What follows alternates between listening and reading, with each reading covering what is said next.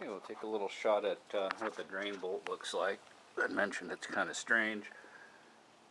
I want to look at it closely, make sure there's no nicks on the O-ring and that the crush washer's in good shape.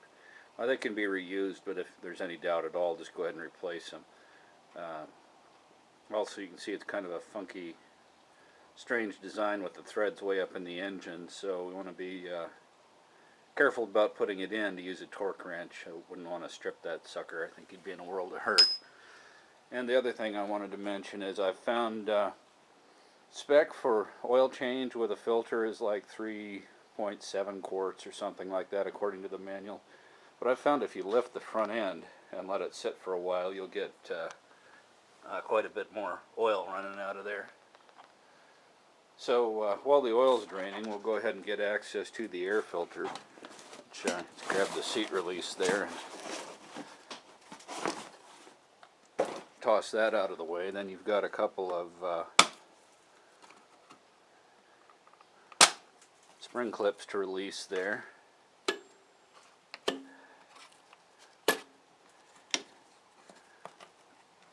Curious to see what sort of shape the filter looks like. And box wants to stick. That looks like a nice mess. As I recall, you pull this plastic piece out that grabs the center and it locks onto the top of the lid, and then there's just a screw and a band clamp here, and there's another I think another little crankcase filter on it someplace. Anyhow, we'll get that out and get that get started washing that, since it's a good thing to do while the oil's draining. Okay, a couple seconds with a 6mm nut driver, and here's what we've got. You can see the tube leading in from the snorkel there. Over in that corner is the little water drain. You want to check periodically in case you've sunk it. There's the crankcase breather that actually doesn't have its separate filter. It ends up sitting right against the main air filter. And then there's the air intake temp sensor. The bolts there are for my winch contactor. It's a pretty popular place to mount it. The air filter itself has a piece of metal inside, and the lip of the metal there slips inside this hose. Then the rubber rim of the filter goes over that pipe, and then the band clamp around it.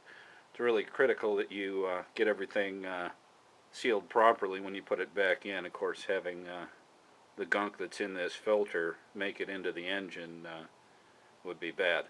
So from here we'll just pull out that metal can, we'll go get some warm water and that soap, wash this up good, and then we'll have it drying while we're doing the rest of the quad.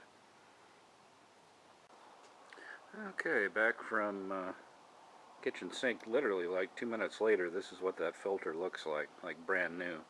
Just dump some of that powdered cleaner in that plastic coffee can, squish it around a little bit, and rinse it off in the tap. That's what I love about that stuff. No smell, and it really cleans up well. The disadvantage is now this is wet with tap water, and it needs to be completely dry before we apply the oil. So I'll probably actually let that sit overnight. Let's see here.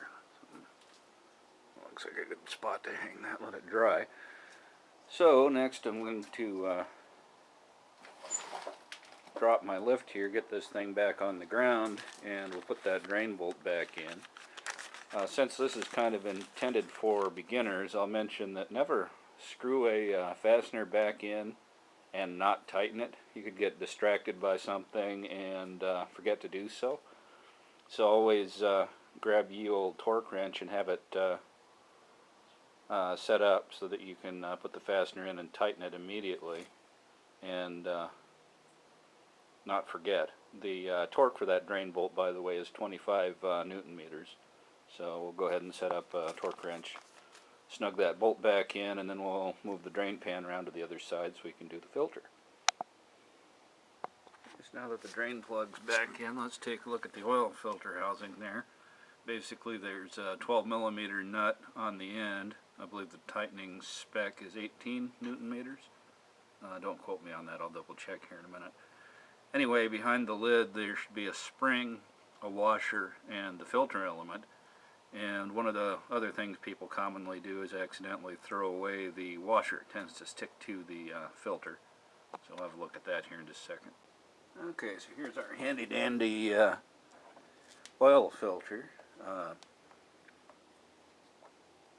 Takes a little jiggling to get it off of there, and I wanted to show you that washer that I was talking about. People have a tendency to throw it away by mistake. And you've got this spring, and the center bolt here is sealed by an O-ring. So we want to make sure that this O-ring is in good shape, and take a minute to inspect this O-ring all the way around. Don't forget the metal washer. Shoot. Clumsy. I want to wipe that off before I put that back on. Anyway, and it is 18 Newton meters torque to put this back in.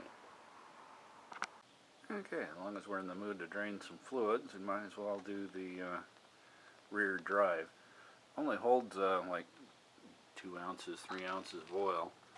The fill cap and level inspection is a 17 millimeter here. It's always a good idea when you're changing gear oils or oils on anything to open the fill plug first, doing a transfer case or whatever. If you knock the drain plug out and then you find that somebody's rounded out the fill plug, or the fill plug's seized, or it snaps off or something, then you're really in a bad spot. So in addition to letting the air run in to let the oil run out faster, opening that first saves you from running into a problem if you can't get the plug out. Anyway, sorry about the crummy angle here, the drain plug is somewhere up in there.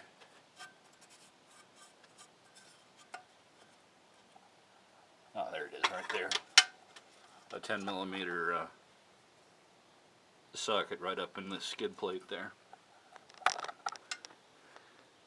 Oh, and spec, I believe, is 12 Newton meters for the drain bolt. For the fill plug, I'll just snug it good and call it good. Okay, so we've got the oil out, and we'll take a look at it. A little bit of metallic sheen, like you can see there, is pretty much normal. What you don't want to see is it looking like chocolate milk, which would indicate that water has gotten into the differential and you'll be needing to replace some seals.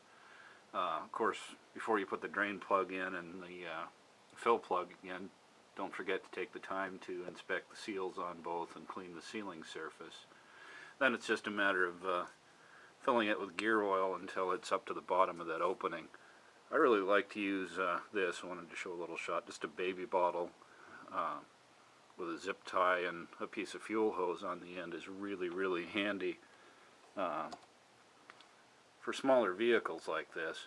Also, it's graduated, so if you need to add a specific amount of oil, like in the case of a rear end for a BMW motorcycle, it's real handy. Also use it for changing the fork oil in my Harley Road King without taking the legs off. Just put a fitting on the end of that hose and take the valve stem out of the core out of the valve stem for the suspension, and use a little hand vacuum pump and suck it right up on in there. Okay, that's all buttoned up. While we're at the back of the quad here, this thing has a Forest Service approved spark arrestor built into the muffler that you occasionally need to take out and brush with a brush. It's got 3 8mm bolts there that hold that in. Putting it back together, mufflers being prone to corrosion, will hit the bolts with a little bit of moly anti-seize. Okay, here's what the spark arrestor looks like. There really isn't much on that screen. These Hondas seem to burn pretty cleanly. I actually just wiped it off with a paper towel. It didn't really need much for brushing. Then there's this little seal here that goes in a recess in the end of the muffler, and we use a little grease or RTV or something to stick it up there so it doesn't drop out of place while we put the tailpiece back on. And again, I'll just put some Moly anti-seize on those bolts.